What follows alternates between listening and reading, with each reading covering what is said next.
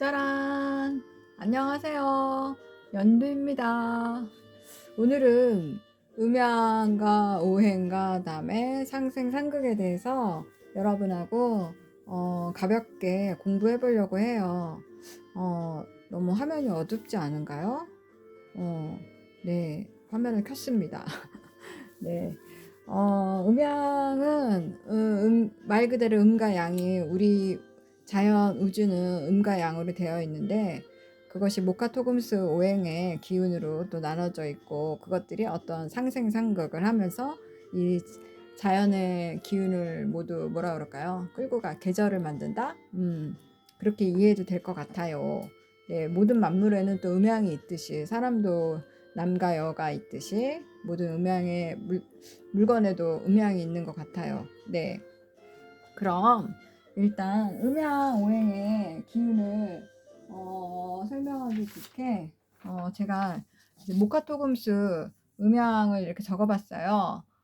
간목과 을목의 글자의 크기를 제가 좀 작게 했죠. 이게 음과 양을 표시하기 위해서 이렇게 해놓은 건데, 그쵸? 병정도 작게 해놨고 무기도 그렇고 경신도 그렇고 임계도 이렇게 해놨고, 네. 오늘도 저의 카메라 빵수는 좀 작네요. 이렇게 제가 왔다 갔다 하면서 보여드릴게요. 네. 음양 플러스 마이너스로 제가 이렇게 기록을 해놨는데 마이너스가 음의 기운이고 플러스가 양의 기운이죠. 네. 그럼 상생 상극은 어떻게 하나 또 볼까요? 네. 일단 상생 상극의 기운을 적기 위해서 A와 상생은 A와 B가 있어요. 네. 또 상극도 A와 B가 있는데 제가 지금 그림을 이렇게 그려놨어요. 원래는 이제 까만 글씨로 된 것이 원래 그 그림 형태인데 상생이라는 것은 A가 B라는 친구에게 내가 너에게 기운을 밀어줄게 하면서 A는 자기는 이렇게 작아지는 거죠. 여기 녹색으로 이렇게 살짝 그렸죠? 보이시나요? 네, 그러면 B가 그 기운을 받아서 이렇게 왕 하고 커지는 거예요. 이것이 상생입니다. 그리고 상극은 A의 기운이 이렇게 있어요. 근데 B의 기운도 이렇게 있는데 까만 글씨가 원래 형태인데 지금 보면은 작게 녹색으로 작게 그려놨죠. 상극이라는 건 서로가 극하면서 작아지는 거죠. 네, 서로가 극하기보다 A가 B를 극하면서 A도 작아지고 그만큼 극을 한다는 것은 좀 어려운 것이 제가 오늘도 혀가 꼬이네요. 네, 극을 한다는 것은 그만큼 또 어려운 기운이에요. 응축을 한다는 거죠. 그럼 상생은 뭐냐? 시작하는 기운인 거죠. A가 B에게 기운을 불어줘서 상생을 하는데 이것은 양의 글자들이 잘하는 것이고 극은 음의 글자들이 잘하는 것이에요. 네, 물론 무토와 기토도 플러스 마이너스로 나눌 수 있어요. 네. 그러니까 잠깐 이거 표 예전에 만든 건데 또 오늘도 이렇게 써먹을 수가 있네요. 잠시만요. 네, 여기 있습니다. 음양으로 이렇게 나눴어요. 이것들이 이제 여기는 왜 음이라고 썼냐면 같은 양의 글자 중에서도 여기 음에 속한다는 음의 기운으로 속한다는 그런 의미입니다. 네. 그리고 간목과 병화는 양이죠. 양에 속하는데 그러면 이 양 중에 결국은 목생화 한다는 것이죠. 불에다가 나무를 이렇게 넣어가지고 불이 커졌다. 그래서 양 중에 양이다. 병화는 이렇게 얘기할 수가 있어요. 네. 그리고 또 음은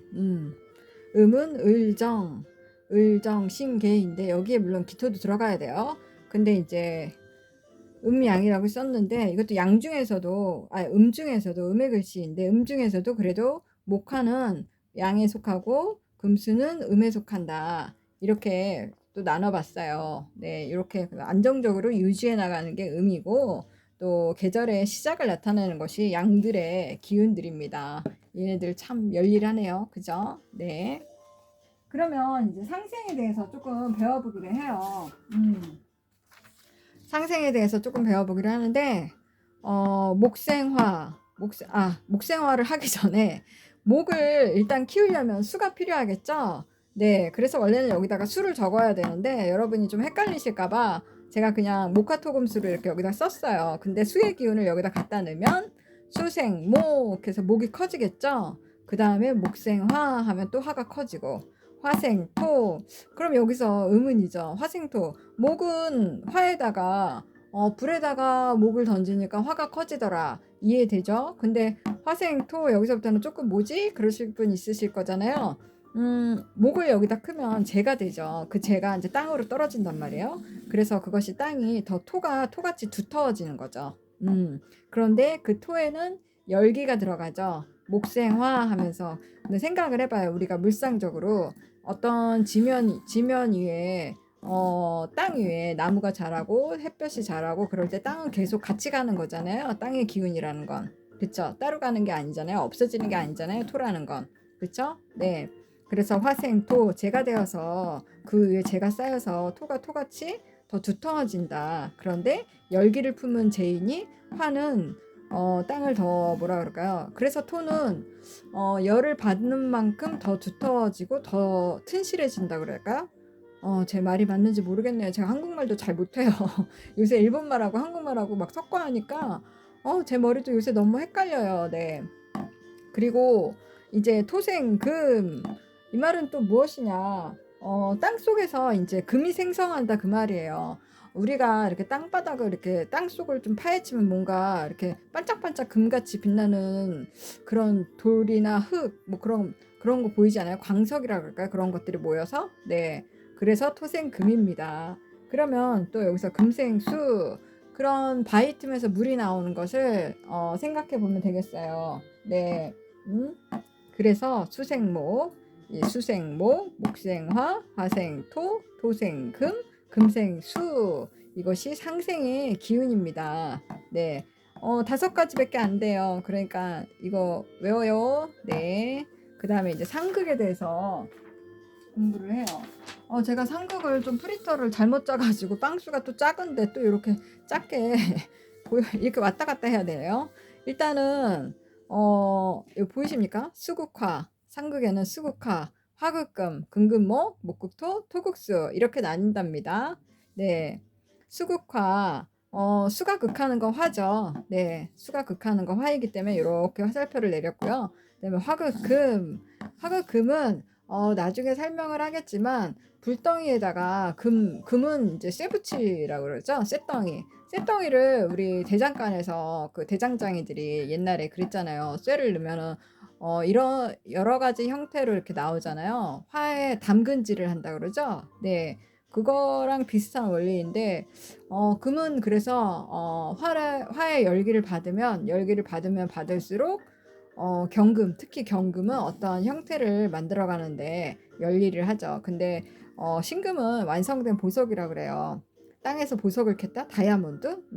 그렇게 생각하시면 돼요. 근데 다이아에다간 열을 제하면 조금 틀리죠? 이거는 나중에 또 공부가 깊어지면 그때 설명을 할게요.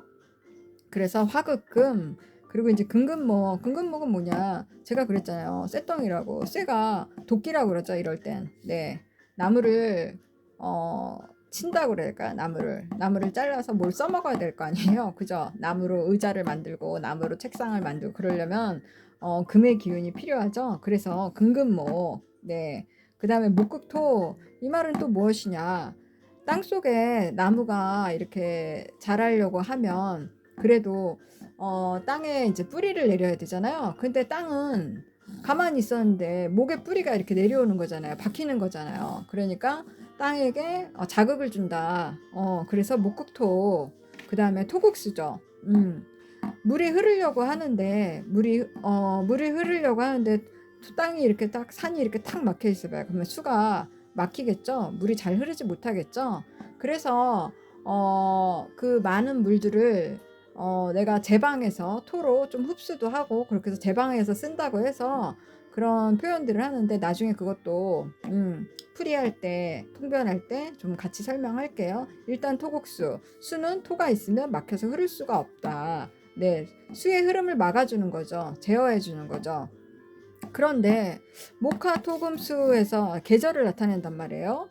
목은 봄을 나타내고 병은 화를 나타내고 병은 화를 목은 봄, 여름, 가을, 겨울 이렇게 나타내요. 네, 제가 또 말을 이상하게 했네요. 근데 토는 계절이 없죠. 왜 그러냐 하면 토는 중간에 이런 기운들을 목의 기운, 목화의 기운은 양의 기운으로서 발산하는 기운이죠. 팽창하고 발산하는데 계속 이 토들이 없으면 결국 음으로 넘겨줘야 되는데 이 토들이 사실 이제 이 발산하고 팽창한 것들을 잘 그릇에 담아가지고 웅축하는 가을로 데리고 가야 되죠. 그래야 낙엽도 떨어지고 열매도 있고 곡식도 무르익고 하는 기운들을 이 무기토가 없으면 그걸 해줄 수가 없어요.